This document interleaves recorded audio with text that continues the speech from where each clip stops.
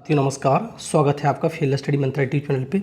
साथियों, UP triple S C लेखपाल भर्ती परीक्षा जो डॉक्यूमेंट वेरिफिकेशन होगा उसके रिगार्डिंग हम इसमें वीडियो में बात करने वाले हैं और आपके जितने भी सवाल आए हुए हैं उसके आपका उत्तर मैं आपको जवाब देने वाला हूं, क्योंकि कमेंट बॉक्स में सबके जवाब देना बहुत ज़्यादा पॉसिबल नहीं हो पाता।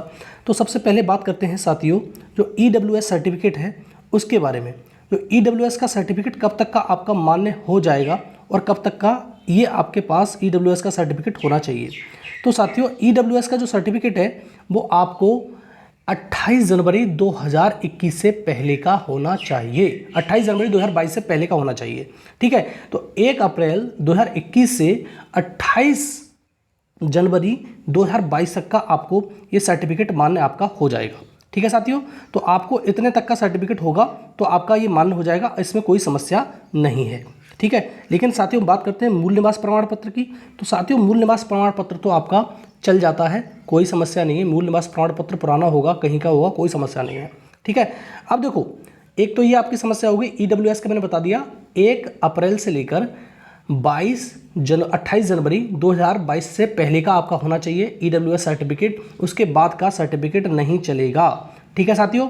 उसके बाद का सर्टिफिकेट बहुत सारे लोगों पर है, वो बिल्कुल भी नहीं चलेगा, बिल्कुल भी नहीं कंसीडर किया जाएगा, ठीक है साथियों।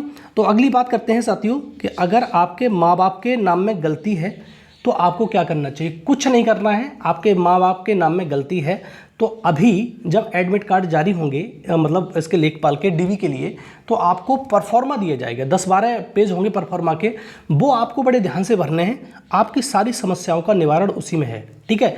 वो जब आएगा परफॉर्मा, अभी नहीं आया है कि अब लोग पुराने परफॉर्मा दिखा रहे हैं। जब नया परफॉर्मा आएगा उसके अकॉर्डिंग मैं आपको ज़रूर बताऊंगा कि इसमें क्या करना है और क्या इसकी सॉल्यूशन हो सकती है। आपको वही परफॉर्मा बढ़िया से बनना है, आपका सारा समस्या सब समाप्त हो जाएगी।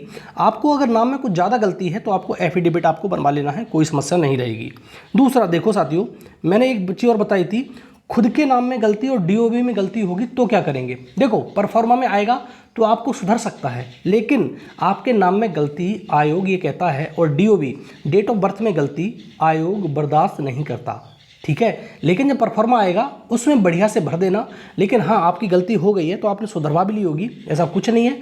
लेकिन हाँ, जो तुम्हारा लेखपाल भर्ती का DB की जो परफॉर्मा आएगा उसमें अपना सारा कुछ डिटेल जो आप सही क्लियर तरह से भरोगे तो आपको कोई समस्या नहीं होगी। लेकिन डेट ऑफ बर्थ में जो गलती होगी वो कैसे रेक्टिफाई कर पाओगे आप, कैसे आयोग उसको एक्सेप्ट करेगा, ठीक है। तो इसमें समस्या होती है। अब देखो साथियों, कुछ लोगों का ये है कि मोबाइल नंबर और पता बदल गया है तो अब क्या करें। देखो, मोबाइल नंबर पता बदलना कोई ज़्यादा बड़ी समस्या नहीं है, ठीक है। मोबाइल नंबर भी बदल सकता है, पता भी बदल सकता है, तो आपको इसमें घबराने की ज़रूरत नहीं है, चिंता करने की ज़रूरत नहीं। कुछ लोगों का ये भी कमेंट आया था कि सर मेरी शादी हो गई है तो इसका जो स्टेटस है अब मैं क्या लगाऊंगा उसमें यहाँ पे। तो आपको मैं बता रहा हूँ, परफॉर्मा जब आएगा तो आप उसमें डिटेल भरना कि उससे पहले ये था और इसके बाद ये है, ठीक है। तो आपको वहाँ पर भी कोई समस्या नहीं होगी। तो इसको भी मैं मानता हूँ कि इसका आपका जवाब इसका मिल गया होगा, ठीक है। आगे देखते हैं साथियों, आगे सबसे बात करते हैं जो PT का स्कोर है। देखो, इसके लिए सबसे ज़्यादा चिंता यही है कि PT का स्कोर कार्ड बहुत सारे साथियों पर, हमारे दोस्तों पर नहीं है। उन्होंने डाउनलोड नहीं किया या फिर मोबाइल में बहुत सारी समस्या आ जाती हैं तो उड़ गया, क्या हुआ क्या नहीं हुआ वो तो वही जाने। लेकिन इसके बारे में भी चिंता करने की आवश्यकता नहीं है। जब ये तुम्हारा आएगा, मतलब परफॉर्मा आएगा, तब आयोग सब कुछ क्लियर करेगा कि इसमें ऐसे भरना है डिटेल, इसमें ऐसे भरना है। और PT का स्कोर कार्ड होने ना होने से आपका कोई डॉक्यूमेंट वेरिफिकेशन नहीं रुक जाएगा, ये ध्यान रखो। दूसरा, हमारे पास एप्लीकेशन फॉर्म नहीं है। जो एप्लीकेशन फॉर्म आपने भरा होगा वो प्रिंट नहीं है हमारे पास में, कोई समस्या नहीं है साथियों। इन चीज़ों के बारे में आप घबराओ मत। देखो, एक चीज़ मैं बताऊँ आपको, ये जो होता है आपका स्टेज 1, आपने क्वालिफाई करी PT, आप PT में आपको शॉर्ट लिस्टिंग हुआ। PT के बाद आपने मेंस परीक्षा दी, मतलब लेखपाल की परीक्षा दी, उसमें आपका नंबर आया। आपने मतलब DB के लिए अब आपका नंबर आया है। DB में तीसरी स्टेज हो जाती है। तो DB में आपको कोई व्यक्ति कैसे निकाल सकता है। आयोग भी जानता है कि किसी व्यक्ति को ऐसे ही नहीं निकाला जाएगा अगर आपकी बहुत बड़ी गलती नहीं है। तब तक ये मान लो कि एक दिन में ऐसे समझ लो कि 1000 छात्र बुलाए जा रहे हैं, तो 1000 में से मुश्किल 1, 2, 3, 4 मुश्किल से साथी छटेंगे जिनके बहुत ज़्यादा बड़ी डॉक्यूमेंट में कोई कमी होगी, अदरवाइज़ आपको कोई समस्या किसी को नहीं होगी और ना ही कोई भी बाहर निकाला जाएगा।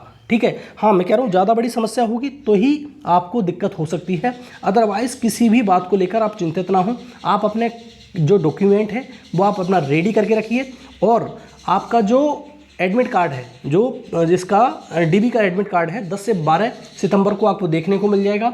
फुल शेड्यूल देखने को मिल जाएगा, कब तक आपका तुम्हारा डीबी चलेगा और क्या होगा। ठीक है साथियों, तो आपको किसी भी बात पर घबराने की आवश्यकता नहीं है। कुछ भी आपके पास कमी है तो कोई दिक्कत नहीं है, परफॉर्मा आने दीजिए। परफॉर्मा में आप अपनी डिटेल बहुत बेहतरीन तरीके से भरना, और उसमें गलती नहीं होने पाए, उसमें गलती होगी तो समस्या होगी। अदरवाइज़ ये तुम्हारी छोटी छोटी समस्या हैं, इनसे घबराने की आवश्यकता नहीं है कि मेरा क्या होगा, अभी मेरे पास एप्लीकेशन फॉर्म नहीं है, पीटी का स्कोर कार्ड नहीं है। आप किसी भी चीज़ के लिए इतनी चिंतित अभी से होने की ज़रूरत नहीं है जब तक चीज़ें UPSSC क्लियर नहीं करता।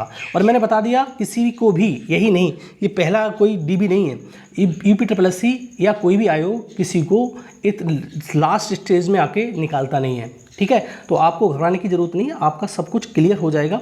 और आपको जितने भी मैंने चीज़ें बताई हैं, आपके सवाल थे, मैंने आपके जवाब दिए हैं, शायद आपको आप संतुष्ट होंगे। हाँ, पर एक चीज़ ज़रूर ध्यान रखना, जो भी EWS का सर्टिफिकेट 28 जनवरी 2022 से पहले का नहीं है, वो साथी चाहे SC का हो, ST का हो, OBC का हो, सारे के सारे वो जनरल काउंट होंगे।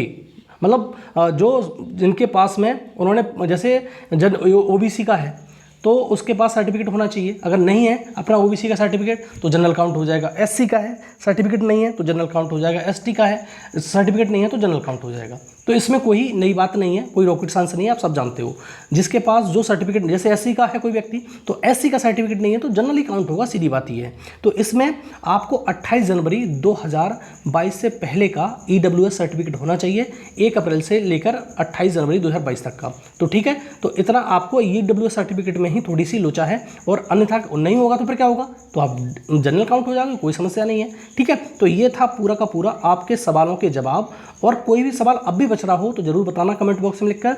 और दूसरा साथियों, आपका जो भी सुझाव होगा, आपका जो भी सुझाव हो कमेंट बॉक्स में लिखा करो। और दूसरी चीज़, इसमें से कोई भी दिक्कत अब भी रह रही हो, जैसे परफॉर्मा आएगा, मैंने बता दिया परफॉर्मा आएगा तो आपको सब कुछ और ज़्यादा क्लियर हो जाएगा, और जितनी भी होगी क्लियरिटी आ जाएगी। ठीक है साथियों, तो ये है आपके सवालों के जवाब। और आपको वीडियो कैसा लगा है, वीडियो अच्छा लगा है तो लाइक शेयर कर दिया करो, और चैनल को पहली बार आए हो तो चैनल को सब्सक्राइब करके रखो।